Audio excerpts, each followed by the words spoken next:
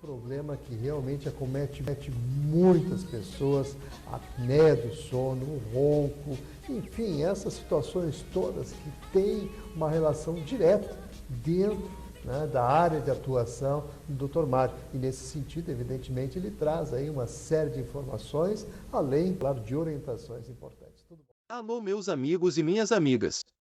Bem-vindos ao meu canal. Eu sou Cláudio César. Convido você a dar aquele like importante, ativar o sininho e se inscrever, para receber em primeira mão os nossos programas especiais.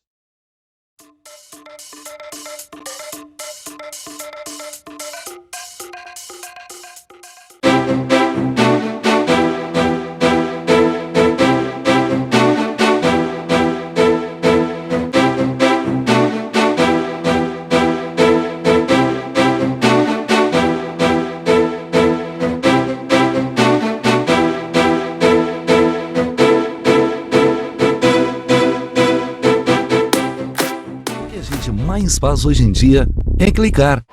Pena que o destino da maioria desses cliques é esse, o desperdício. Você sabia que apenas um clique pode ajudar a combater a fome no nosso estado? É só acessar cliquealimentos.com.br e dar um rumo mais digno aos seus cliques. A mesa de quem tem fome. Doar pelo Clique Alimentos é gratuito e não demora nem um minuto. Faça a sua parte. Clique para quem precisa. www.cliquealimentos.com.br.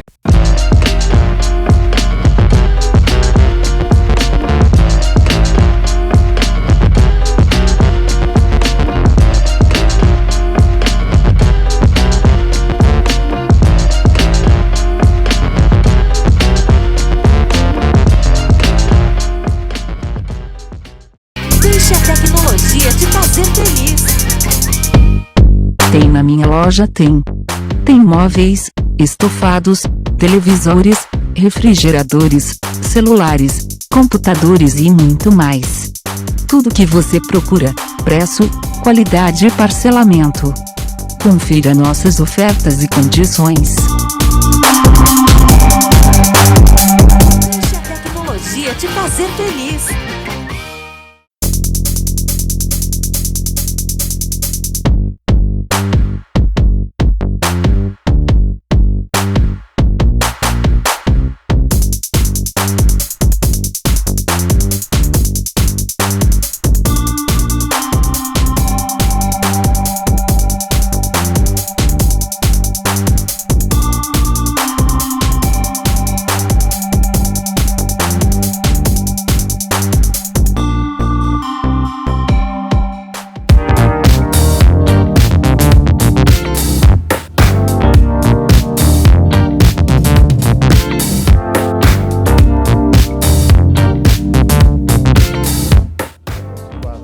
Alô, doutor, com toda a satisfação, estamos recebendo novamente dentro do programa o doutor Mário Silveira, ele que é clínico geral, cirurgião dentista, participa conosco hoje para falar de um problema que realmente acomete muitas pessoas, a apneia do sono, o ronco, enfim, essas situações todas que têm uma relação direta dentro, né, da área de atuação do Dr. Mário. E nesse sentido, evidentemente, ele traz aí uma série de informações, além, é claro, de orientações importantes. Tudo bom?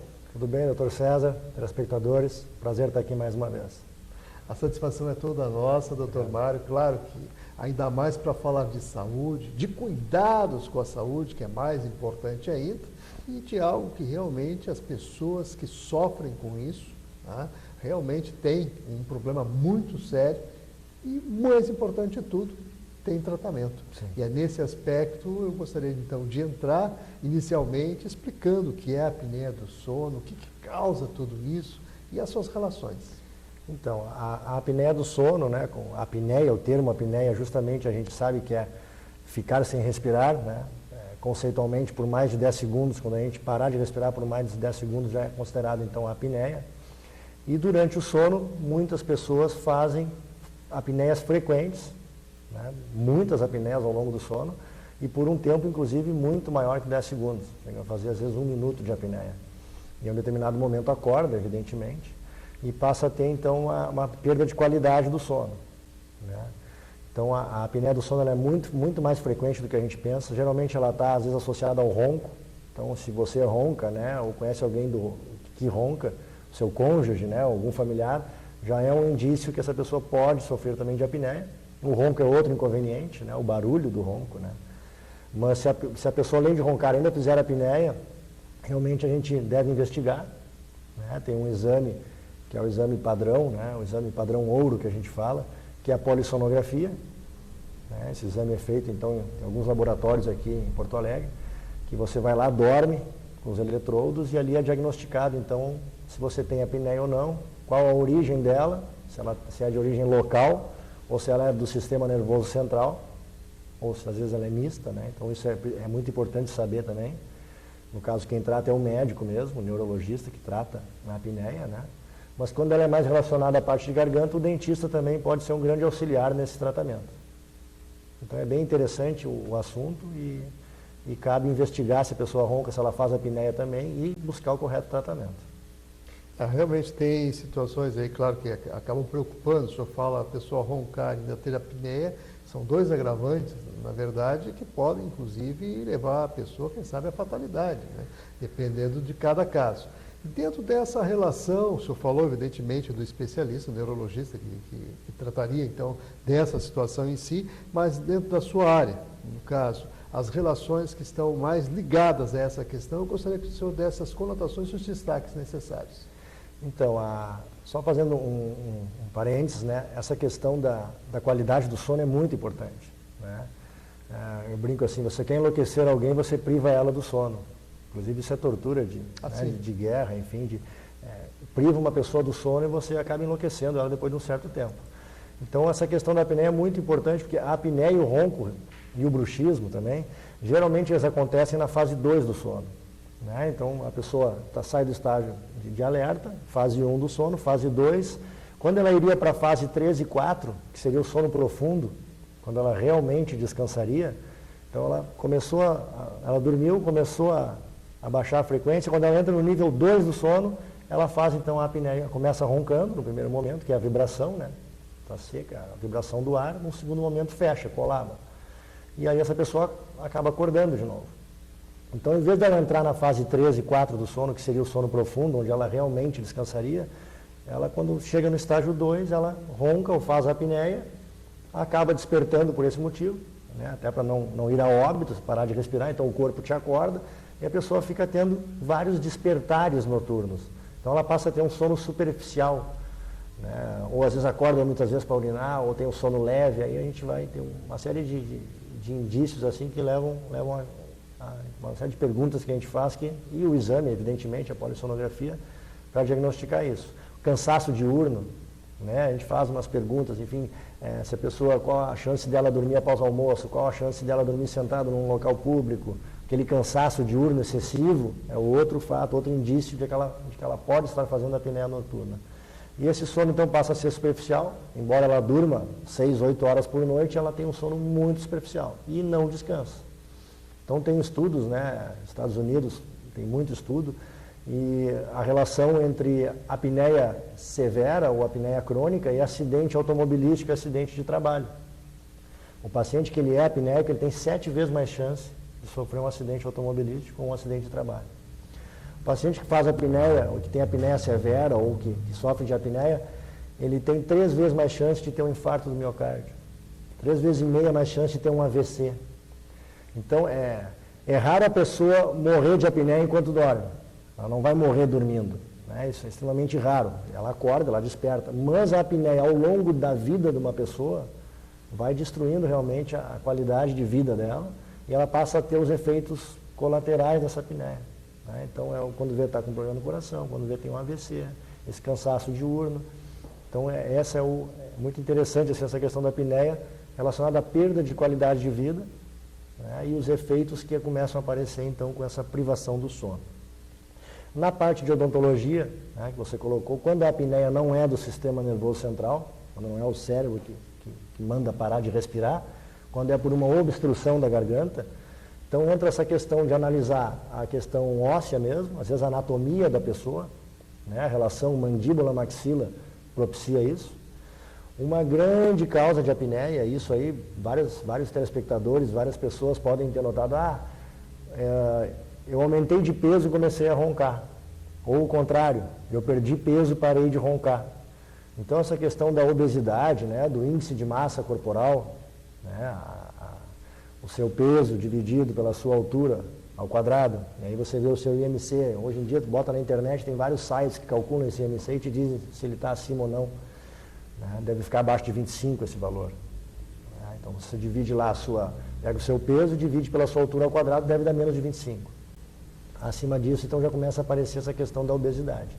Então, muito, muito importante isso, né? E a gente tem visto cada vez pessoas mais obesas, nos Estados Unidos, muito mais que aqui, né? Mas enfim, aqui no Brasil também a gente está indo para esse lado, em virtude do sedentarismo, né? Nossas crianças não andam mais de bicicleta, não jogam mais futebol na pracinha, não correm mais na rua, né? Os videogames estão aí e a nossa alimentação está indo por água abaixo. Né? Ninguém mais almoça em casa ao meio-dia, então a gente está vivendo essa coisa do progresso, vamos dizer assim, né? E estamos colhendo os frutos, então, frutos negativos, né? As consequências desse sedentarismo, dessa vida cotidiana muito corrida. Na parte odontológica, então, essa obesidade, a gente instrui a pessoa para perder peso, se vê que ela realmente está acima do peso. Então, as discrepâncias ósseas, né? Um aumento de volume, de tecido, em virtude de própria obesidade. A gente analisa as amígdalas também, né? Às vezes tem hipertrofia de amígdala, alguma infecção recorrente, trata isso. E instrui, então, para fazer o tratamento. Que o tratamento, quando a apneia é de obstrução, obstrutiva aqui da região do pescoço e garganta, tem dois caminhos. Os otorrinos também fazem muito bem esse tratamento, né? Inclusive estão na equipe. Essa equipe ela é multidisciplinar, né? Entra um nutricionista, entra um otorrino, entra um dentista, entra o próprio médico que trata sono, tem uma especialidade que trata o sono, né? Dentro da neurologia.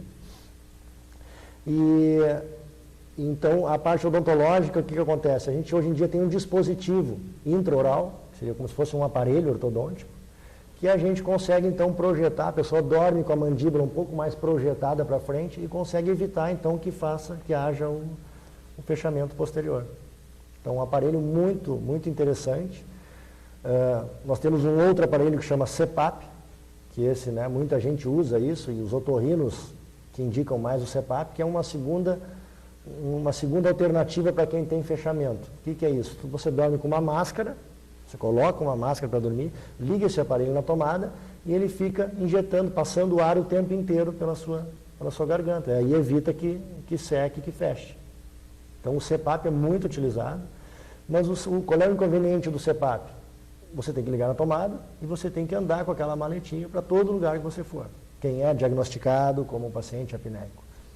Aí o paciente, que acontece, às vezes nas férias, sai de férias, tem que levar a maletinha junto. Vai dormir na casa da namorada, tem que levar a maletinha do CPAP. Então o aparelho intraoral, quando bem feito e quando indicado corretamente, é muito bom, os pacientes adoram, porque ele está se livrando de um equipamento pesado, né, enfim, uma logística muito grande, tem que ligar na tomada, por um aparelhinho que ele pode carregar no bolso. Né? Então a gente confecciona esse aparelho intraoral, o paciente usa por um tempo, uma fase de adaptação muscular, sente um pouquinho de desconforto no início, depois se acostuma, e ele vai fazer uma nova polissonografia com o aparelho. Ele vai lá dormir lá de novo com o aparelho e vai ver se resolvemos a apneia dele. E aí maravilha. Então, os dentistas hoje em dia estão tratando a apneia do sono e estão entrando nessas equipes, então, compostas por otorrinos, por neuros. Então, está sendo muito interessante essa parceria nossa com a medicina. Muito bem, realmente tem situações aqui bem a se destacar, porque, na verdade, como o senhor bem colocou, uma equipe multidisciplinar, na verdade, se engaja dentro dessa situação para trazer, evidentemente, qualidade de vida, né, para esses pacientes, para essas pessoas acometidas com apneia ou com ronco também, que é outro fator que acaba trazendo uma série de problemas para a pessoa. Sim. Além disso, doutor Mário, tem outra questão aqui que eu gostaria de ressaltar, que é a ausência de saliva. E essa relação, né, que tem com essas questões todas que nós elencamos até agora. Sim. Então, a redução de saliva, né, outra parte que eu costumo dizer que tem áreas que parece que não é terra de ninguém, né? A própria halitose, que a gente falava outro dia aqui, né? Quem que trata mau hálito? É o dentista, é o médico, é o otorrino? A saliva é outra coisa muito interessante que poucos dentistas, enfim, sabem trabalhar com isso. Diagnosticar a hipossalivação, né, que antigamente chamávamos de xerostomia. Xerostomia hoje é a sensação da boca seca, é a xerostomia. E quando ela é diagnosticada e evidenciada, realmente tem redução de saliva, né, abaixo de 1,2 ml por minuto. A gente faz um teste bem simples, consegue ver essa quantidade de saliva. Abaixo de 1,2 ml por minuto, bom, então está com hipossalivação que a gente fala. Hipossalivação leve, hipossalivação moderada, severa e a acialia. A acialia seria a ausência de saliva. Né?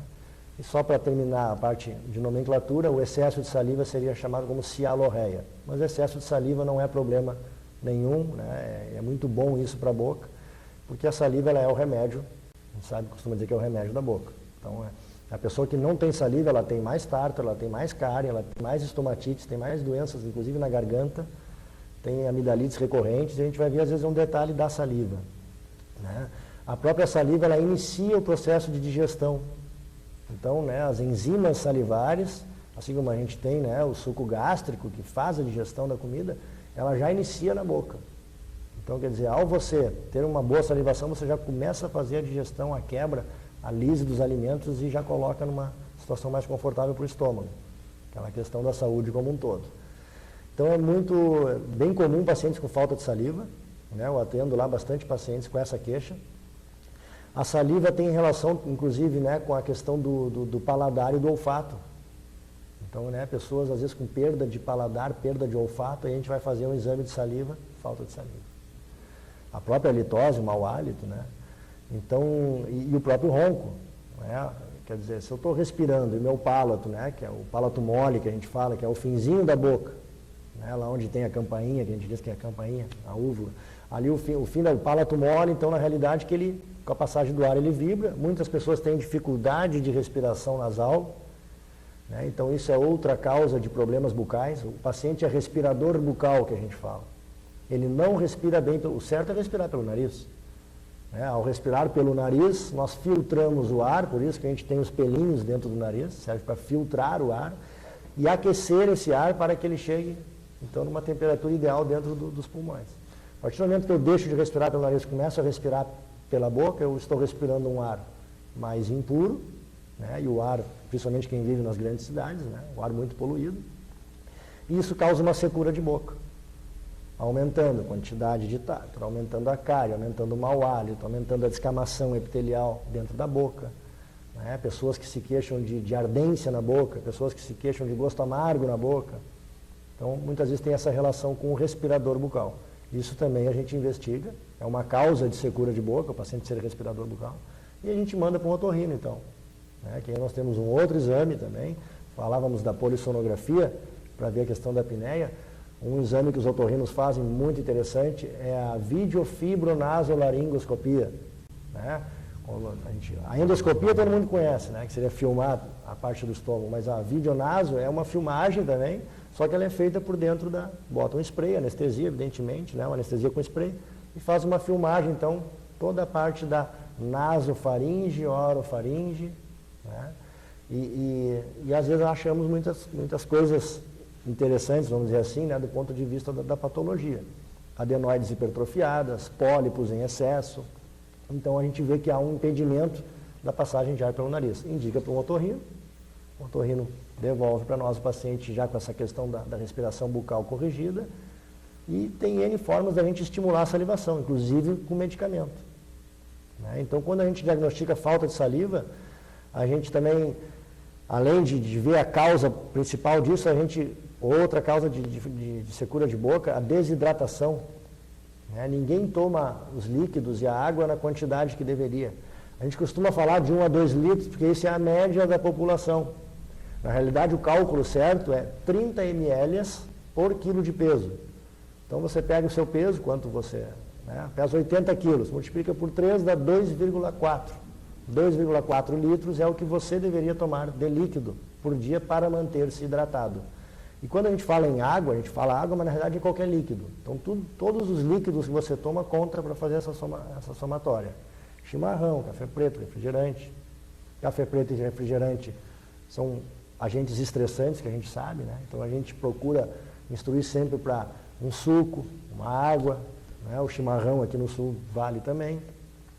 Muitos pacientes perguntam se a bebida alcoólica vale para isso também. Vale, né? O problema do álcool, né, seria a questão da halitose, que a gente falava outro dia aqui, né? O álcool circulando na corrente sanguínea acaba saindo pelo ar do pulmão, pela via de excreção pulmonar. Então fica aquele cheiro característico do etilista que, para quem não bebe, é um pouco desagradável. O único líquido que não daria para contar nesse somatório seria a cerveja, em virtude dela ser extremamente diurética. Né? Se você tomar 1 litro de cerveja, você vai urinar 1 litro e 50 ml aproximadamente. Então a cerveja zera. Ah, mas a cerveja conta? Não, a cerveja não conta. Então todos os outros líquidos contam então para esse cálculo diário de líquido que a gente deveria tomar. E nós estando hidratados, né, as nossas glândulas salivares funcionam melhor, lubrifica toda a região das vias aéreas superiores também. E o paciente começa então a voltar à questão da salivação. Falando em medicamento, existe um medicamento chamado pilocarpina. Até bem uma curiosidade da pilocarpina é que nos Estados Unidos e Europa ela é usada frequentemente para este fim que eu digo, estimular a salivação. E no Brasil nós não temos a pilocarpina para este fim. Então a gente tem a pilocarpina em forma de colírio. Então quem trabalha com questão, né, o pessoal da litose vê muito isso, mas quem trabalha com secura de boca usa a pilocarpina, o paciente toma ali, né, evidentemente com a receita, toda a prescrição, tudo certinho, né, não é para sair comprando pilocarpina e tomando, né, isso um médico deve orientar a forma correta, até porque tem muitos efeitos colaterais, mas é o melhor remédio que existe mesmo. Eu chego a fazer o teste antes e depois, eu faço o teste no consultório quando eu vou para ver se o paciente é sensível à pilocarpina, tem algumas doenças que contraindicam, então a gente faz um checklist. Se ele não for contraindicado a pilocarpina, a gente faz um teste e ele chega 20 minutos depois a produzir quase 13 ml a mais de saliva. Isso dá um conforto muito grande para quem tem secura de boca. Enfim, é um assunto... Não, e é bem eficaz, né? Como o senhor bem coloca aqui. Sim. Mas, doutor Mário, nós vamos fazer um breve intervalo, Perfeito. Em seguida a gente retorna. Nós vamos tratar dos aspectos voltados às dores de cabeça e suas relações com essa temática que trouxemos à pauta de hoje. Continue ligado que em um instante só a gente volta.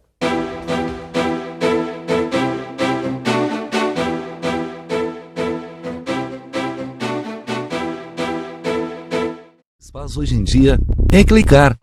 Pena que o destino da maioria desses cliques é esse, o desperdício. Você sabia que apenas um clique pode ajudar a combater a fome no nosso estado? É só acessar cliquealimentos.com.br e dar um rumo mais digno aos seus cliques. A mesa de quem tem fome. Doar pelo Clique Alimentos é gratuito e não demora nem um minuto. Faça a sua parte. Clique para quem precisa. www.cliquealimentos.com.br.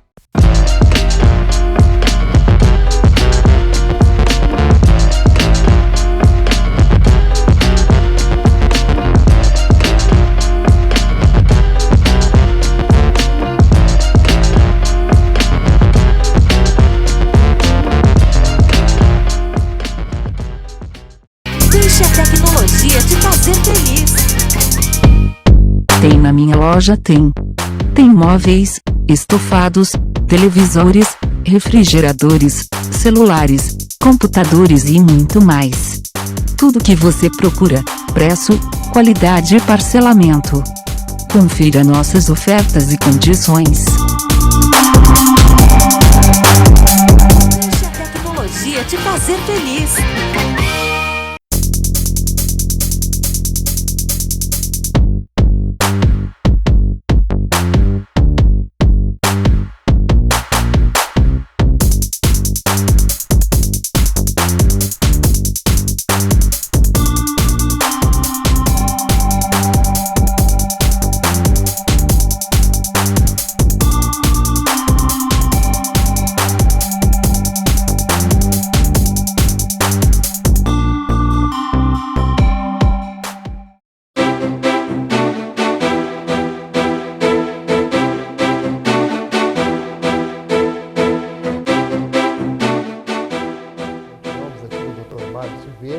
Ele que é clínico geral, cirurgião dentista, está participando hoje conosco, falando sobre a apneia do sono, sobre ronco.